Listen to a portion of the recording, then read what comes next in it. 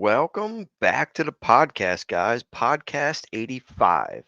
Today on this podcast is going to be a little bit different. And the reason it's different is because it's my first podcast alone without Chris. Chris has been having some computer issues, so he hasn't been able to record.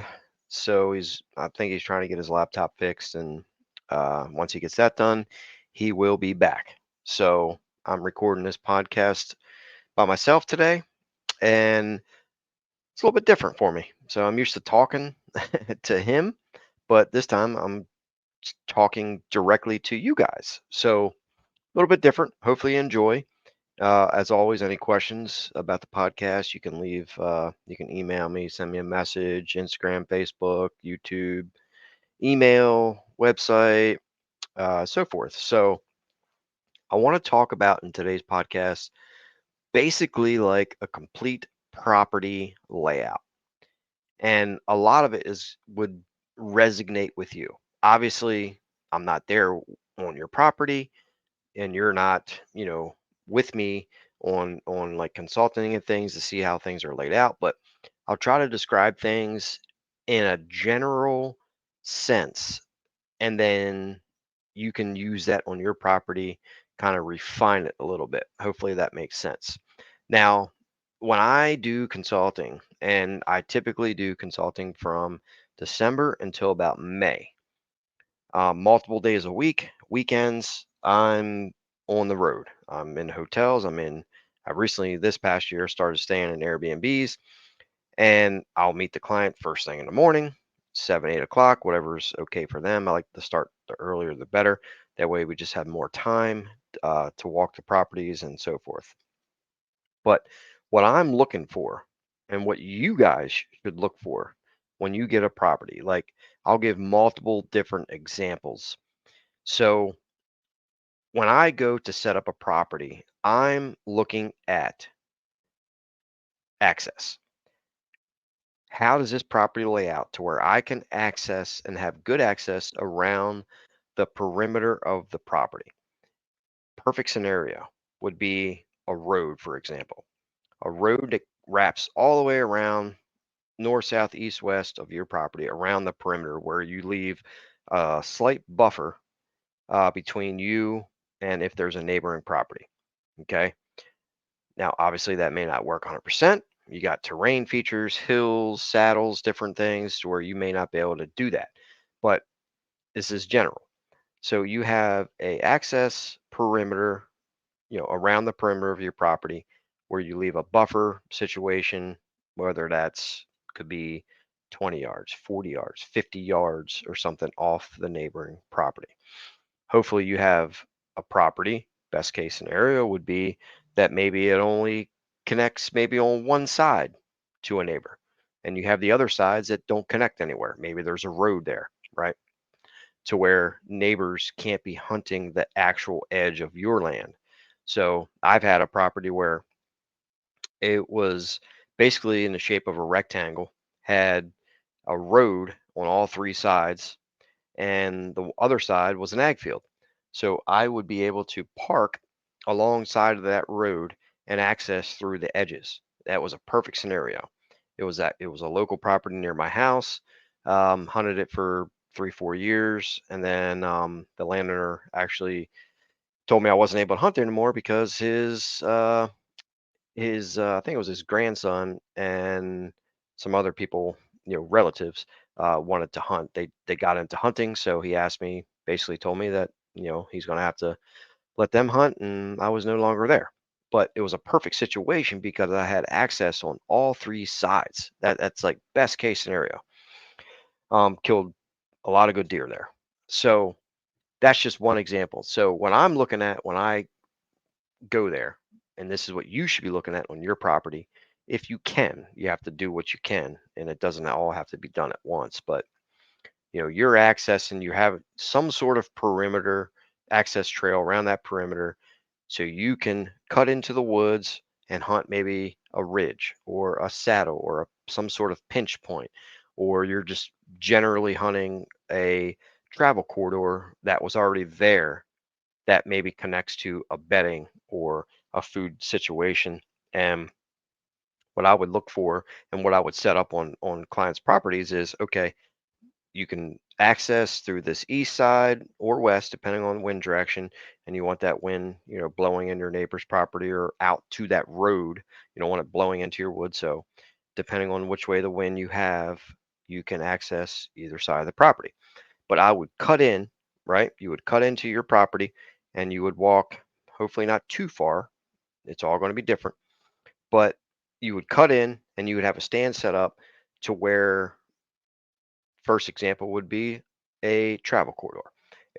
You have a travel corridor where deer are wrapping around a saddle, or there's some sort of pinch point there, hedgerows, whatever it is, and you are maybe hinging trees to force them out in front of your tree stand. Okay. Maybe you have a water hole there, maybe there's a mock scrape, whatever the case may be, but you're cutting in off that edge to your tree stand. You're not walking over that travel corridor to get to the stand. You're walking off the perimeter straight to the stand, and then that travel corridor would be out in front of you, whatever it is, 20, 25 yards. That would be a perfect example in how, what I would look for if possible on that land. It's all going to be different, but that's what something that I would look for with the client. And that's what I look for on my own private lands. So that's just one example. Another example would be, maybe you're walking down the perimeter, or there's a road there. You're walking down to get to the backside of your property, and maybe it's a bedding area. That you went in and you hinge cut trees, whatever it is, and you TSI'd that area. It's thick, deer bed there, and you're hunting on that backside. The wind's blowing back in your face, not into the bedding area, and you have some travel corridors cut in through there, and that'd be a perfect spot for the rut, right? Bucks would come in there, and they would be looking for a doe, maybe on the downwind side. It would be a perfect situation.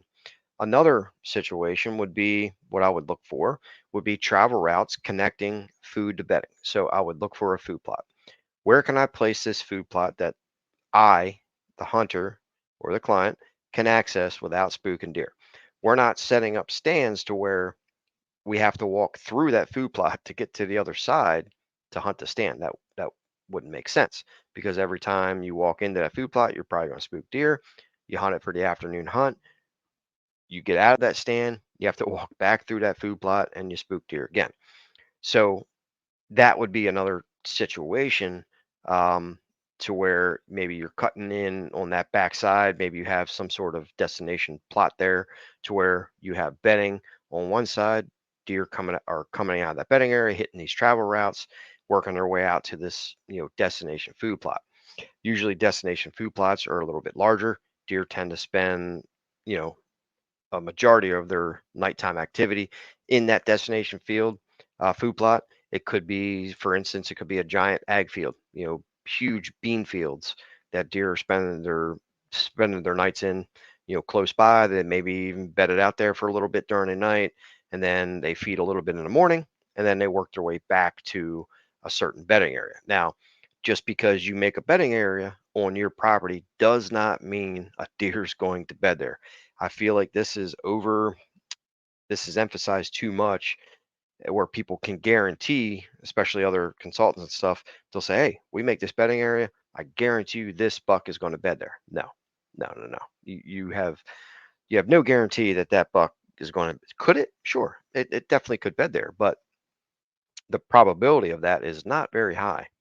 But if you do create a bedding area, it gives the deer more options to where they can go. And if you can relate that bedding to food, is even more powerful, right? So we don't want food too far away from bedding, because by the time they get up from their bed and make it to the food, it's dark, right? It's too dark, because they may get up a half hour before dark, and it's going to take them forever to go there, to get to that destination food, or maybe it's just a kill plot, whatever it is. And then again, if it's too far, they may relate to something even closer on a neighbor's property. right? So it all has to be relative to each other. And what's that distance? Well, I don't think, you don't want to go too far, but I would say, 300 yards would be fairly good. If you can go, 200 yards, I think that would be, perfect. Um, and you can kind of connect all those features with travel routes, maybe hinge cutting, and where you're pinching deer in certain areas to force them around your stand. So there's so many different things that you could do to your property, and these are all general, uh, because they would be on a perfect situation, and it's hard to find a perfect property where you can set it up that way. So you always kind of have to work with what you have, and it's tough, man, because each property is different. Each property is going to produce a different level of bucks, different maturity levels, different sightings. Some properties, honestly, some properties just suck. Yeah. Sometimes deer just don't want to be there. And yes, we can create features that attract deer, and most times it helps, as long as the hunter is practicing good entry exit. You're not spooking the deer. And one of the things that I see is one of the biggest problems is people just don't stay off their land, right? And you have this land, so people get excited and you want to be on the land, you want to be doing things, but it's the worst thing you can do to be on your property all the time. I rarely ever go to my property. If I'm planting food plots or checking trail cameras, that's it. I'm not there walking the land, looking at stuff. Like, some people just get crazy with it, and you have to stay off that property. You cannot go in there, right? If you want good results, if you want the mature bucks to stick around and hang out and be there on opening day and things, um, you cannot be in there just walking around on a daily basis, fiddling around, whatever it is that you're doing. You cannot do that. And people say, "Oh, well, I go on my property all the time and kill a deer." Yeah, you killed a deer. What is that deer? A four pointer? A doe? A small six? Like, that's fine, whatever you want to kill. But for the guys that want that big buck, that it's best to stay off the land. You cannot pressure it too much, because you'll just push the deer out. Then all of a sudden they're nocturnal, and then you're posting all these comments on social media. The deer are nocturnal on my property. I don't know why, right? When in reality, you have to look at what you're doing. What are you doing to make this situation happen, right? Most time it's a man-made situation, because we're pressuring the land too much, we're hunting too often. And I've always said this, and I repeat it all the time. I tell clients, don't hunt because you want to, hunt because it makes sense, right? Hopefully listen to that again. Don't hunt because you want to, hunt because it makes sense. Well, what makes sense to go hunting? Well, you have good weather situation. You have a cold front. You have, maybe it's a cloudy day, or it just finish up storming, and you're getting out. I killed one of my biggest bucks with my bow directly after a storm, early season. It came out, and it was looking to feed. So actually killed my biggest buck with a shotgun in the rain during a drizzle, during shotgun season in November. Actually, I think it was early December. Um, but yeah, biggest buck I've ever shot in my life. Scored 185 inches with my shotgun, and that was during the rain. So, anything can happen. Yes, you do have to be there for things to happen, but there's a balance, I guess, when you can just hunt too much. So it's a tricky situation. Some people are going to have better results than you. And is it because they're a better hunter? Well, it could be, but a lot of times it's just the property. Like I said earlier in this podcast, sometimes deer just don't want to be there, guys. Like, we can do all these improvements to things, and sometimes the deer just do not want to be there for whatever reason. That property is just not appealing to them. Maybe, just the habitat features that it has, or the layout of it. Maybe it was hunted brutally in the past where they just have this memory of this prop, whatever it is. They just don't want to be there, and it's frustrating. So what do you do? Well, you can chip at it, chip away at it each year, hoping that it gets better. And some people might be okay with that. You might settle for it. Other guys might get frustrated with it and move on. I think there is a point where you can do too many improvements, too many habitat features, and you start going on the decline. So there's a balance with everything. I don't like to go crazy with things. I like to look at the property, figure out how the deer are moving, how they're moving through the property, what features are there, and then where they're traveling currently. And then I look at, okay, if where these deer are traveling currently, can I hunt them? If I can't hunt them, then what do I have to do to the property so I can hunt them without spooking them all the time? So that's things you have to look at. Hopefully, all that makes sense. So then I want to jump into some timber cuttings, some bedding areas and things because it's funny when when you search social media or you watch YouTube videos, you'll have excuse me, you'll have one guy that says you have to hack and squirt, right? That's basically like the only method that they use is hack and squirt.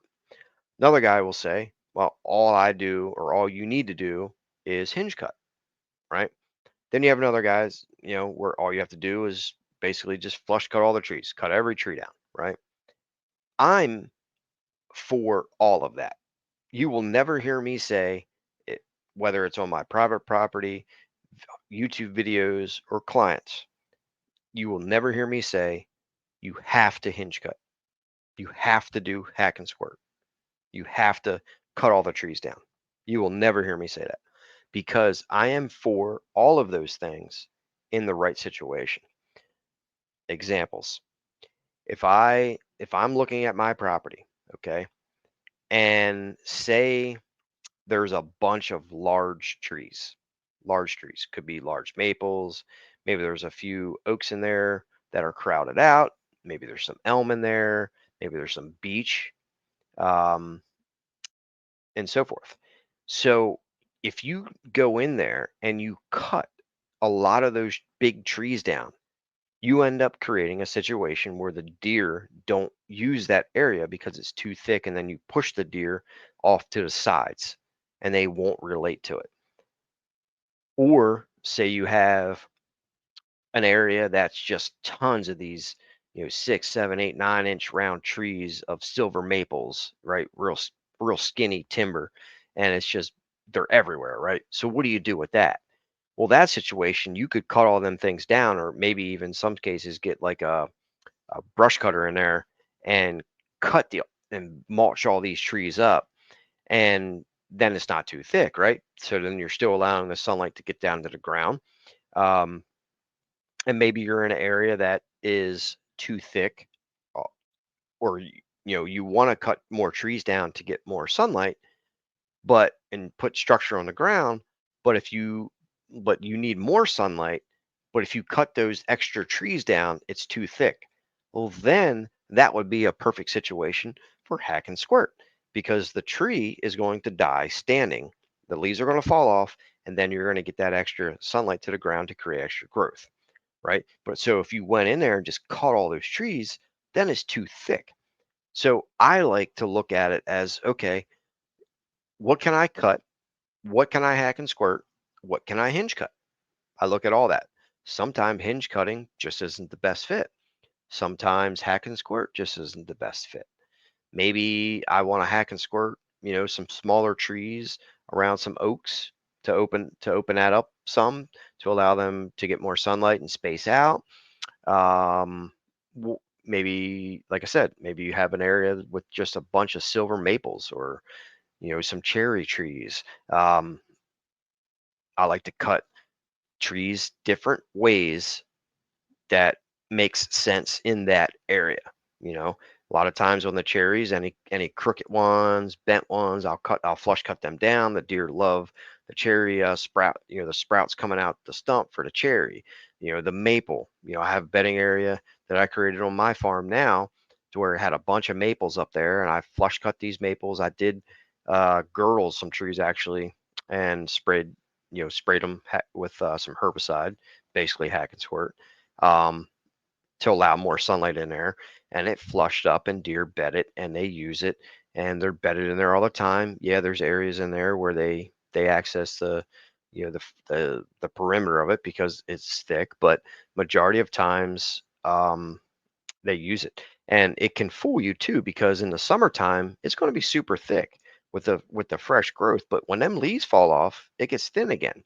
So again, you have to look at this, and you have to give it a year. You have to see the seasons. You have to see what it looks like in the fall. You have to see what it looks like in the summer. So you can start doing work on these areas because you wanted to create bedding. Um, and you have to let it go through a season. If it's too thick, then you might have some work to come back in and clean it up a little bit. I'm for hinge cutting. I like hinge cuts in certain situations. I don't think it's appropriate for all situations. I'm very open-minded when it comes to that situation where, do I need hack and squirt? Do I need some flush cuts? Do I need hinge cuts? Do I need a brush cutter? What can I brush? Maybe there's some areas that maybe was a clear cut back in the day, and it just overgrown with tons, millions of saplings, and it's too thick with all this woody regeneration. What do? Go in there and you brush cut it. You clean some areas up and let it regenerate again. So there's so many options. And I went to a property in Virginia, I think it was 2 years ago, and it was 70. I want to say the one property, the guy had two properties. The one side of it was clear cut years ago, 15 years ago. It was so thick in there now with the regrowth, the deer weren't even using it because it was so thick. We could barely walk through it. So I suggested, you know, cutting that all down in a lot of areas to open it up and create some travel corridors through there so the deer can get back in there and move around. Um, there's a lot you can do, to your property, food plot situation. What are you planting in the fall that's appropriate for your land? Is it maybe some oats? Is it a grain situation where you're planting wheat and rye or oats? As I mentioned, maybe brassicas is appropriate for your area, and you're planting them at the right times. There's a trend going on right now where guys are planting these food plots way too early in the summer, and they're maturing, and they're filling up with weeds and things. Where this started, I have no idea. I hope it stops, because honestly it's annoying, because I get all these messages. Dave, I planted brassicas end of June on my property, and it's full of weeds. What do I do? Well, why'd you plant brassicas the end of June? Why? It makes zero sense, right? So there's a timing for all this stuff, and you guys need to research it and listen to the appropriate people. And usually it's not people on these social media like Facebook groups. I see these groups, I read the comments. Most of them I find amusing, and I'm not making fun of the situation, but it's frustrating because you have guys that are truly beginners and they're trying to learn, but there's so much mixed information out there to where honestly it messes them up, man. Like, they get so confused, um, especially with guys that like to overthink. There's a lot of people out there that overthink things, when in reality, food plots is probably one of the easiest things you could ever do in hunting, right? It's literally the easiest thing you could do. You get a soil sample, you disc it, or if you're in a no-till situation, either way, you got to get that seed to soil contact.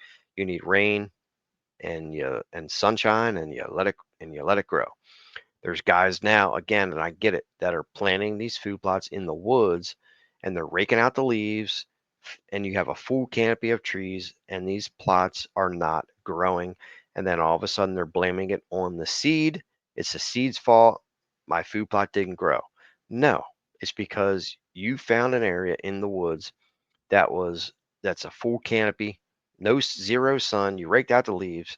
You didn't get a soil sample, so your soil is probably very highly acidic. You throw out some seed, and it's not going to grow because the seeds need sunlight to chase. They have to grow vertical. It chases the sun, and when you don't have that sun, the plant will grow, it falls over, gets thin, you have a weak root system, and it dies. It's not the seed's fault. I don't think I've ever had a situation where I had bad seed. I've planted food plots for over 20 years, right? Seed will grow if it has sunshine and moisture. Obviously, you can tweak all that, with soil samples and fertility levels and pH levels and all these different type of things. But you have to go with the basics when it comes to food plots. You have to start with that.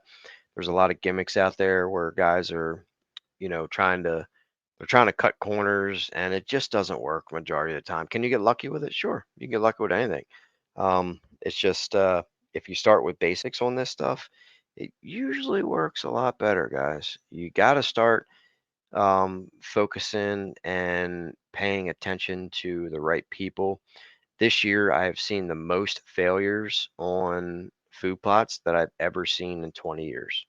I literally more fails this year and that I've ever seen. And be honest with you, it'll never change. I mean, you can get more and more and more people preaching on YouTube how the correct way how to do things, but guys are going to do what they want to do. It's never going to change. There's always going to be failures.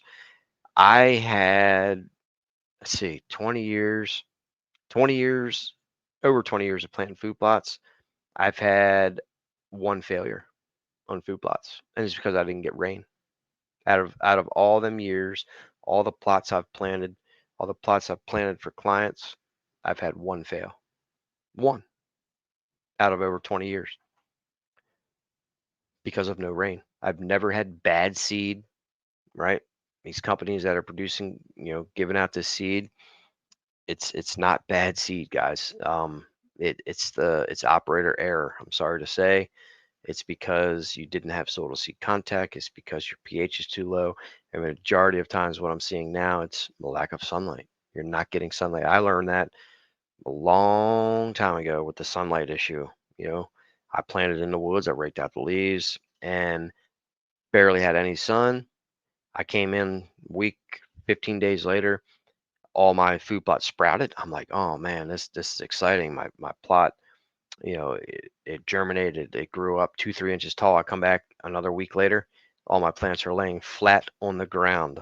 It's because they had no sun, can't chase the sun, and had no sun to create a strong root system to hold the plant up. It rained, had heavy dew, a little bit of wind, plant falls right over. Has zero to do with the seed.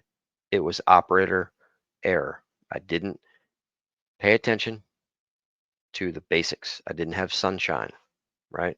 So that's where that failure happens there. Um, so that's pretty much it on this podcast, guys. Hopefully, I went through a lot of stuff there, but hopefully it resonates with a lot of guys, and you can use some of those tactics on your property, whether it's now we're in early August. Maybe you can still tweak a little some things here and there before hunting season, but maybe not. Maybe you just want to let it go, but implement that in the wintertime. After deer season's over, get into the spring, implement it. Next summer, implement it. I'm going to be busy this winter with consulting. I still have some spots left, and I'm excited to get those filled in and get on the road with the. I love meeting people. I love the travel. I love seeing the new properties, and then I like communicating with the client when it's all done. I get questions daily from previous clients where, hey, does this sound right? Does this sound right? What do you think about this? And I'm always there to answer their questions. That's all part of the deal. So hopefully this helps you guys. If you could do me a favor and drop us a comment on Apple Podcast, that would be really appreciative. And any questions, comments, concerns, shoot us a message, man, and we'll help you guys out. I hope you guys have a great week. Thanks for tuning in on this Sunday afternoon, and I'll see you guys on podcast 86.